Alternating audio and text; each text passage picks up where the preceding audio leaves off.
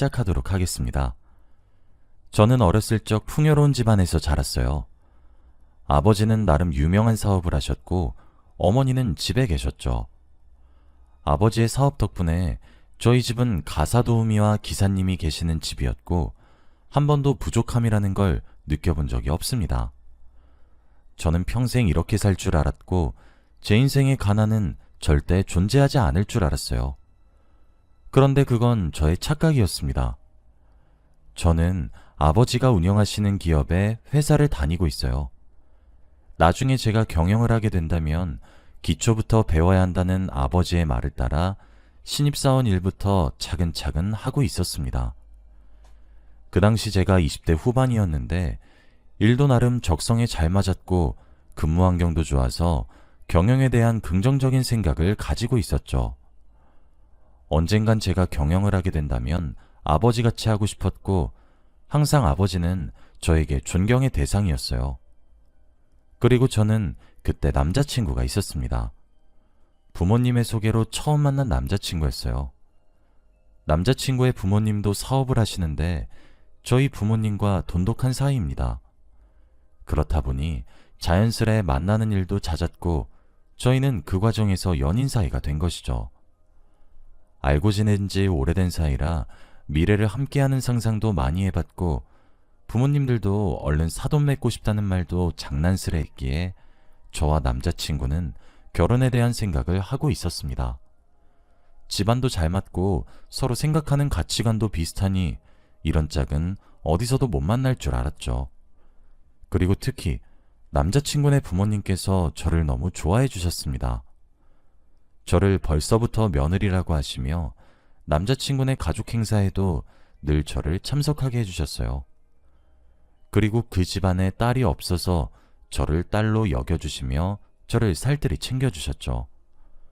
그렇다 보니 저도 남자친구네 부모님이 너무 좋았고 시댁으로 삼았다고 해도 과언이 아닐 정도였죠. 저희 두 집안이 사이가 너무 좋은 걸 저희와 같이 사업하시는 사람들도 다 알고 계셨어요. 그래서 저희가 20대 후반이 되면 선짜리 제의도 많이 들어오는데 이미 결혼할 사이라는 걸 눈치채셨는지 저와 남자친구 집안과 사돈을 맺고 싶다는 사람은 없었죠. 이렇게 모든 일이 술술 잘 풀렸고 여유로운 순간 저와 남자친구는 딱 30살에 결혼식을 올렸습니다. 정말 많은 사람들의 축하를 받았어요. 솔직히 결혼식은 저와 남자친구보다 양가 부모님의 행사입니다. 사업을 하시는 분들은 인맥이 중요하니 저희의 결혼식을 빌미로 많은 사람들을 뵙게 되고 거기서 다양한 이야기들이 오고 가죠. 그래서 저희보다 양가 부모님들이 주목을 더 많이 받았습니다. 저와 남자친구는 이미 예상을 했던 상황이었고 저희는 조용히 결혼식을 끝마쳤어요. 저는 드디어 유부녀가 되었습니다. 결혼하기 전 예상했던 것과 같이 저의 결혼 생활은 너무나 행복했어요. 결혼을 하니 확실히 심적으로 안정적이기도 하고 늘 제 편이 있다는 것 자체가 좋았습니다. 남편과 저는 워낙 잘 맞아서 싸울 일도 없었고 금슬도 좋았기에 더할 나위 없이 행복했죠. 그런데 왜 불행은 갑작스럽게 찾아오는 걸까요? 저는 평생 인생에 아무런 굴곡 없이 살아갈 줄 알았고 고난과 역경과는 거리가 먼 사람인 줄 알았습니다. 하지만 그건 저의 착각이었어요. 그날도 여느 때와 다름없이 평범한 날이었습니다. 저는 신혼집에서 출근을 했고 아버지도 회사로 출근을 하셨죠. 원래 같은 회사에 있어도 얼굴을 잘 보지 않아서 아버지가 출근을 잘하신 줄 알았습니다. 그런데 오전 업무를 하던 와중 어머니에게서 전화가 왔죠. 원래 일을 할 때는 문자를 하는 편이라 전화가 오신 건 무언가 급한 일이 생긴 거라고 생각이 들었고 저는 조용히 휴게실로 가서 전화를 받았어요. 그런데 전화기 너머 어머니는 오열을 하고 계셨습니다. 그리고 지금 당장 대학병원으로 오라고 했죠. 저는 갑작스러운 소식에 정신이 혼미해졌고 급히 병원으로 달려갔습니다. 회사 직원들이 무슨 일이냐고 물어봤지만 저는 대답할 정신도 없었고 대충 외투만 챙겨 바로 나갔습니다. 그리고 병원에 도착했어요. 수술방 앞에서 어머니가 울고 계셨습니다. 어머니 옆에 가서 같이 기다렸어요. 그런데 수술방 앞에서 몇 시간이나 기다려도 수술은 끝나지 않았습니다. 생각외로 아버지의 상태는 너무 심각했고 수술도 어려웠죠. 결국 해가 다지고 밤이 되어서야 수술이 끝났고 의사 선생님께서 나오셨습니다. 그런데 의사 선생님의 표정이 정말 좋지 않았어요. 저와 어머니에게 어떻게 말을 해야 할지 굉장히 망설이고 계셨죠. 그런데 제 예상과 같이 의사 선생님께서는 충격적인 말씀을 하셨습니다. 최선을 다하긴 했지만 아직 장담하면 안 됩니다. 깨어나실지 안 깨어나실지도 몰라요. 너무 기대는 하지 마세요. 이런 말을 하시며 저희를 지나쳐갔고 저와 어머니는 그 자리에서 통곡을 했죠. 서로 부둥켜 안으며 펑펑 울었습니다. 며칠 전까지만 해도 전화 통화를 하며 같이 웃었던 아버지가 어떻게 하루아침에 생사를 오가는 사람이 될 수 있나요? 하루아침에 눈도 못 뜨시는 아버지를 보고 정말 많은 생각이 들었습니다. 어머니는 아버지 옆에서 하루 종일 간호를 하셨고 저는 회사에 출근을 해도 머릿속엔 아버지밖에 없었죠. 남편과 시어머니도 아버지를 뵈러 병원에 오셨습니다. 저희는 며칠 동안이나 간절하게 아버지가 일어나시길 바랬어요. 제발 더도 말고 덜도 말고 아버지가 눈만 뜨셨으면 좋겠다고 생각했습니다. 하지만 저희의 간절한 바람에도 불구하고 아버지는 세상을 떠나시고 말았어요. 갑작스럽게 아버지의 심장이 뛰지 않았고 의사 선생님께서 인공호흡을 수차례 해도 결국 하늘나라로 가셨죠. 그날 제 인생에서 가장 많이 온 날인 것 같아요. 눈물 없이는 하루를 사는 게 불가능했고 아버지가 너무 그리워서 잠도 잘 오지 않았어요. 그런데 이 상황에서 어머니도 제정신이 아니었습니다. 일상생활이 불가능하셨고 매번 아버지를 따라가겠다며 위험한 선택도 하셨죠. 이렇게 좋지 않은 상황이 반복되니 저희 집안의 분위기도 많이 침울해졌어요. 그런데 아버지의 장례식장에서 충격적인 말을 듣게 되었습니다. 저희 아버지의 장례식장에 온 사람들은 저희 아버지의 죽음을 슬퍼하는 것이 아니라 그저 아버지의 사업에 대한 이야기를 했어요. 아버지가 갑작스럽게 돌아가시면 누가 회사를 물려받고 이 집안은 대체 어떻게 되는 거냐고 말이죠. 다들 이런 이야기만 수군대는데 아무도 저희 아버지의 죽음에는 관심이 없으니까 너무 속상했습니다. 그런데 제 주위 사람들도 이런 이야기를 했습니다. 정말 믿었고 의지했던 시댁 식구들도 저희 아버지의 사업에 대한 이야기만 하셨어요. 앞으로 회사는 어떻게 되는 것이며 재산은 얼마나 남겨놨냐는 등 이런 말을 했습니다. 결국 시댁 사람들도 저희 집안의 돈에 관심이 많았던 사람이라는 것을 알게 되었죠. 그날 처음으로 시어머니를 째려보며 그만하라고 했어요. 항상 웃으면서 시어머니를 대했는데 그날은 도저히 못 참겠더라고요. 제가 알던 시어머니와 전혀 다른 모습이었으니 말이죠. 그런데 그 순간 시어머니도 돌변하셨습니다. 저를 쳐다보시며 대놓고 막말을 하셨죠. 아빠 없으면 아무것도 아닌 주제에 왜 이렇게 기어올라? 에휴, 불쌍한 거. 이제 앞으로 너한테 돈 줄 사람도 없는데 큰일이다. 이 말을 하며 유유히 장례식장을 빠져나갔어요.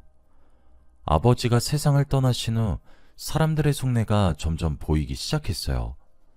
아버지가 살아계실 때는 몰랐던 검은 속내 말이죠. 다들 아버지가 돌아가시자마자 자신의 내면을 드러내는데 정말 배신감이 들고 소름이 끼칩니다. 아버지는 그것도 모르시고 이런 사람들을 믿어왔던 거잖아요.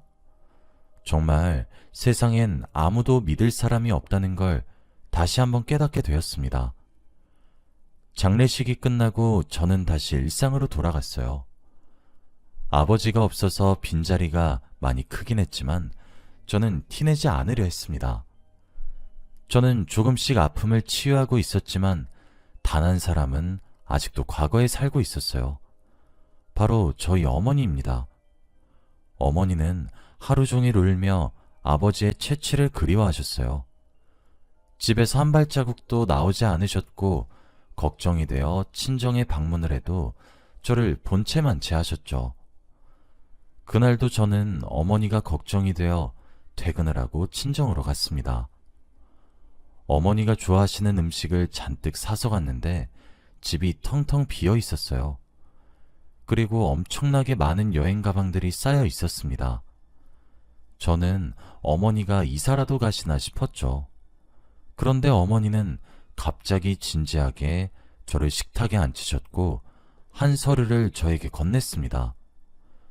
저는 영문도 모른 채 그 종이를 들어 읽었는데 그건 아버지의 사망보험금에 관련된 내용이었어요. 제가 종이를 들고 당황해하고 있는데 그 순간 어머니는 저에게 충격적인 말씀을 하셨습니다. 사실 난 네 친엄마가 아니야. 저는 그 말에 넋이 나갔고 할 말을 잃었어요. 어머니는 저에게 제 친엄마는 따로 있다고 했고 자신은 아버지가 이혼을 하고 재혼한 여자라고 했죠. 저는 그것도 모르고 평생 살아온 것이었습니다. 어머니는 아버지 때문에 저를 딸로 여겼었는데 이제는 사랑하는 아버지가 없으니 저를 딸로 여길 필요가 없대요. 아버지가 남겨놓으신 사망보험금으로 평생 살겠다고 하셨습니다. 대체 이게 무슨 상황인지 도저히 납득이 되지 않았어요. 어떻게 저에게 이런 일이 일어날 수 있나요? 30년이 넘도록 친엄마라고 믿었던 사람이 알고 보니 남이라뇨. 저는 그 종이를 든 채로 돌처럼 굳어버렸고 어머니는 이런 저를 두고 짐을 챙겨 집에서 나갔습니다. 그게 어머니의 마지막 모습이에요. 뒤통수를 맞은 느낌이 들었고 배신감이 어마무시하게 들었습니다. 그리고 저는 일상생활로의 복귀도 너무 힘들었어요. 너무 많은 사실들이 한 번에 드러나니까 아무것도 하기 싫더라고요. 도대체 왜 이런 비밀들을 저한테 한 번이라도 말해주지 않았는지 모든 게 다 원망스러웠습니다. 그리고 제가 회사에 출근도 하지 않고 집에서 하루 종일 있으며 우울해하고 있을 때 결국 사건이 터지고 말았어요. 제가 회사에 너무 무관심했던 탓이었는지 결국 아버지의 사업이 망하고 말았습니다. 아버지에 대한 이상한 헛소문도 퍼져서 걷잡을 수도 없었고 결국 직원들도 하나둘씩 떠나서 회사의 주가도 많이 하락했어요. 그래서 결국 아버지가 힘겹게 일군 회사는 문을 닫게 되었습니다. 아버지가 남겨놓은 재산을 다 털어도 빚을 갚기에는 역부족이었어요. 그리고 그 빚은 자연스럽게 저한테 왔습니다. 저는 한순간에 길바닥에 나앉게 되었어요. 불과 몇 달 전까지만 해도 남이 운전해주는 차를 타고 남이 해주는 밥을 먹었는데 이렇게 하루아침에 저는 컵라면 하나 사 먹을 돈도 없는 사람이 되고 말았습니다. 이 현실이 너무 절망적이었어요. 제발 꿈이길 간절히 바라며 매일 밤 잠에 들었고 다음날 눈을 떠도 똑같은 상황에 너무 슬펐죠. 그런데 이런 저를 시댁에서 가만히 내버려뒀겠나요? 시댁에서는 저희 집안 사정도 다 아시고 콩가루 집안이라고 무시를 하셨고 저에게는 빚밖에 없으니 다들 이혼을 하라고 부추기셨습니다. 이런 상황에서 제 편이 되어줘야 하는 남편마저도 저에게 등을 돌렸어요. 자신의 엄마와 한편이 되어서 이혼을 해달라고 하는데 정말 꼴사나웠습니다. 제가 빚으로 자신들한테 피해를 줄까봐 저를 하루라도 빨리 떨쳐내려고 했고 저는 물러서지 않았어요. 절대 이혼을 해주지 않으려고 했습니다. 그런데 그게 저의 잘못된 선택이었죠. 저는 그저 빚쟁이인 가난한 서민에 불과했지만 시어머니네 사업은 승승장구를 해서 저와 빈부격차가 많이 나는 사람이었어요. 그런데 이런 저를 떼내기 위해 경찰에 신고했습니다. 경찰들도 시어머니에게 몇 푼 받았는지 그 말을 철석같이 믿어서는 저에게 영장을 내밀더라고요. 제가 시어머니를 폭행을 했다느니 제 빚이 다 도박을 해서 생겼다느니 등등 말도 안 되는 말이었습니다. 그런데 제가 100번 아니라고 해도 누가 제 말을 믿어주겠나요? 이미 시어머니의 중심으로 돌아가고 있었고 저 같은 서민들의 이야기는 들어주지 않았습니다. 결국 저는 시어머니의 소나기에서 쥐락펴락 당하고 있었고 결국 감옥에 들어가게 되었죠. 말도 안 되는 죄명들이 나열을 하는데 한 번도 저질러 본 적이 없는 것들이라 헛웃음이 나더라고요. 이렇게 해서라도 저를 떼어놓으려는 시어머니를 보고 정말 소름이 끼쳤습니다. 결국 저를 누명을 씌워서 감옥에 보냈고 저는 한순간에 범죄자가 되었어요. 불행 중 다행인 건지 저는 감옥에 1년 반만 있으면 되었습니다. 그곳에서 정말 힘들었어요. 또 어떻게 소문이 났는지 제가 한 기업의 딸이었다는 것이 퍼져서 많은 괴롭힘도 당했습니다. 사람들의 눈도 못 마주쳤고 잔뜩 겁에 질린 채로 버텼던 것 같아요. 나가면 시댁 사람들한테 복수하겠다는 생각을 하며 이를 갈았습니다. 그리고 그 지옥 같던 1년 반이 끝났어요. 해방감은 말로 표현할 수도 없었고 제가 저지르지도 않은 죄 때문에 1년 반을 낭비했다는 것이 너무 분했습니다. 그리고 저는 교도소에서 나가 맑은 공기를 쭉 들이키는데 제 앞에 누군가 있었어요. 그 사람은 자신의 차에 기대어 손에 두부를 든 채로 저를 쳐다봤죠. 그리고 저에게 이리로 오라는 손짓을 했습니다. 저는 영문도 모른 채 그 여자 앞으로 갔어요. 그 여자는 나이가 60은 되어 보였는데 나이에 비해 굉장히 세련되고 우아했습니다.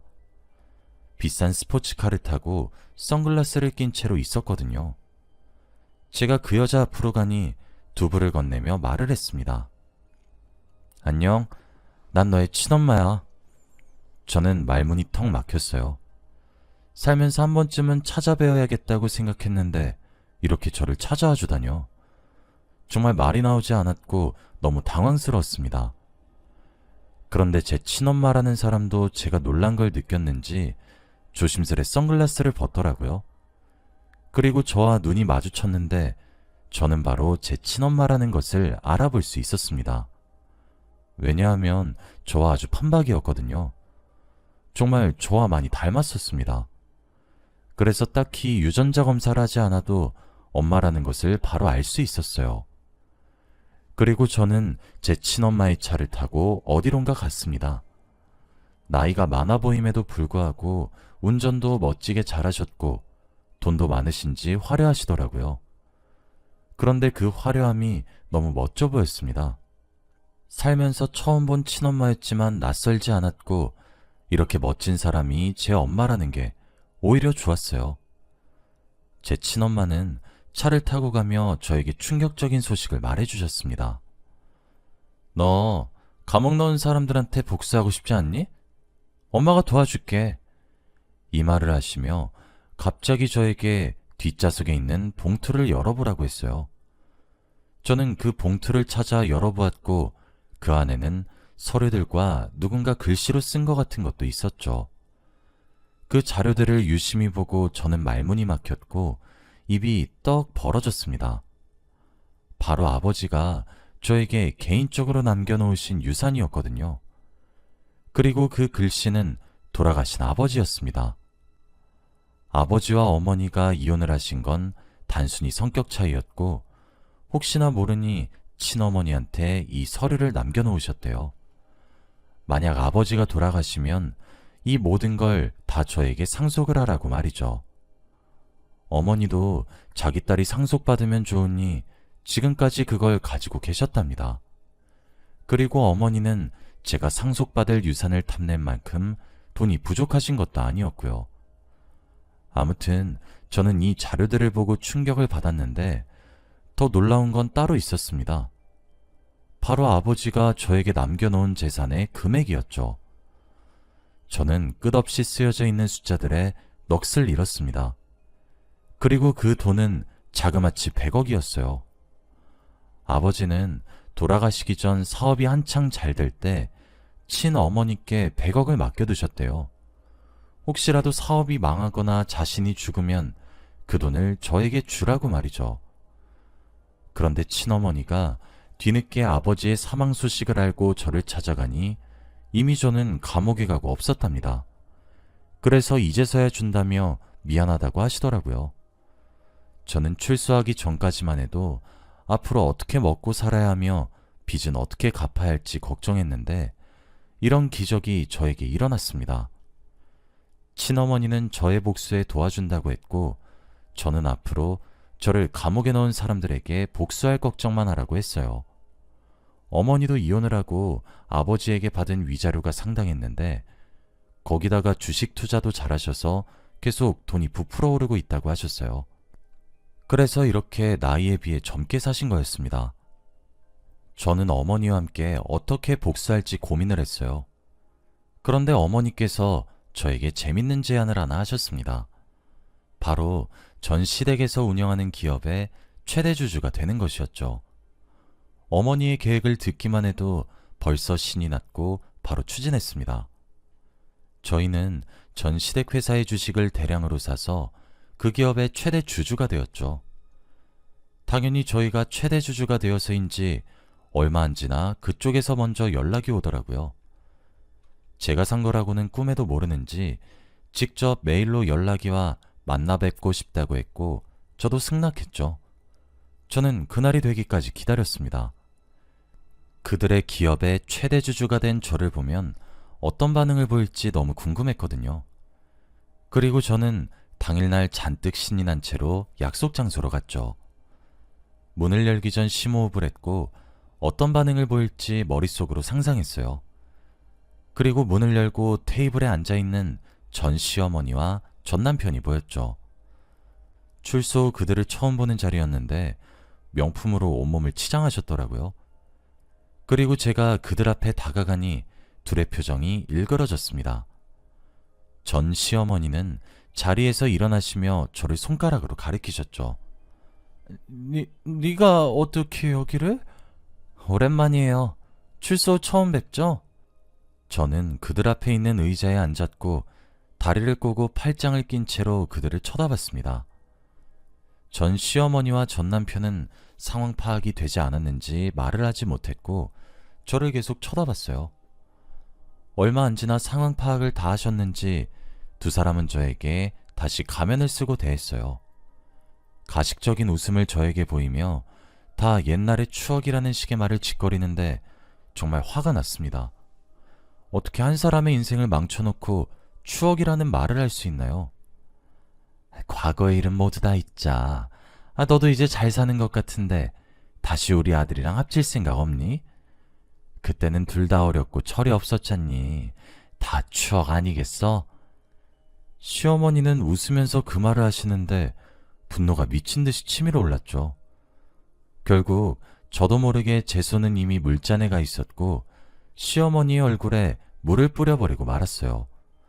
저도 순간 놀랐고 전 시어머니와 전 남편도 놀랐어요. 그런데 전 시어머니는 저의 물사대기를 맞고도 웃으셨습니다. 자신의 얼굴에 묻은 물을 닦으며 태연하게 말씀하셨죠. 이걸로 우리 과거 일 다 없던 걸로 하는 거지? 말문이 턱 막혔고 전 시어머니의 뻔뻔함에 할 말을 잃었죠. 저는 그때 휴대폰으로 어머니한테 연락을 했고 그때 누군가 저희가 있는 곳으로 들이닥쳤어요. 바로 경찰입니다. 저희는 오늘 전 시어머니를 연행해 가기 위해 경찰을 미리 대기시켰고 제가 어머니께 신호를 보낸 뒤 바로 경찰이 들어왔죠. 갑자기 일어난 상황에 전 시어머니와 전 남편은 당황해했고 저는 그들이 수갑을 차고 있을 때 옆에서 팔짱을 낀 채로 비웃음을 치며 그들을 쳐다봤어요. 이 모든 상황이 제가 꾸민 짓이라는 것을 알고 전 시어머니는 저를 보며 비명을 지르고 있었고 전 남편 또한 화를 내고 있었죠. 저는 그들이 저에게 누명을 씌운 것을 다시 재수사 요청을 했습니다. 그때는 제가 돈도 없고 힘도 없었을 뿐더러 전 시어머니가 경찰과 많이 친했기에 제가 감옥에 갔지만 이번에는 달랐어요. 그때 저를 수사하셨던 경찰분을 증인으로 내세워 재수사를 진행했습니다. 그리고 결과는 뻔했죠. 과거의 만행이 드러남과 동시에 회사에 대한 각종 비리도 들통났어요. 회사 자금을 횡령하고 다닌 내역이 들켜서 전 시어머니는 감옥에 오랫동안 계셔야 했습니다. 정말 통쾌했어요. 눈에는 눈, 이에는 이라는 말이 괜히 있는 게 아닙니다. 아직도 전 시어머니가 법정에서 저에게 울부짖으며 제발 합의해달라고 했던 장면이 잊혀지지가 않아요. 역시 자기가 저지른 짓은 결국엔 돌아가는 것 같아요. 저는 승소를 했고 다시 일상으로 돌아왔어요. 이 삶이 아직 익숙하진 않지만 그래도 적응해 보려고 합니다. 저와 어머니는 아버지가 남겨주신 유산과 어머니가 주식으로 버시는 돈으로 재밌게 살고 있어요. 여행도 가고 맛있는 것도 먹으면서 남부럽지 않게 살고 있습니다. 여러분도 힘든 상황이더라도 포기하지 마시고 꼭 끝까지 헤쳐나가시길 바랄게요. 저도 인생의 끝자락인 줄 알았을 때가 엊그제 같은데 저한테 기적적인 일이 일어났잖아요. 지금 생각해봐도 이렇게 많은 일들이 어떻게 저에게 일어났나 싶어요. 친구들한테 저의 이야기라면 다들 놀라서 할 말을 잃습니다. 제가 봐도 정말 파란만장한 인생을 살아왔던 것 같아요. 여러분은 저처럼 굴곡 많은 인생 살지 않았으면 좋겠어요. 저의 이야기는 여기까지입니다. 들어주셔서 감사합니다.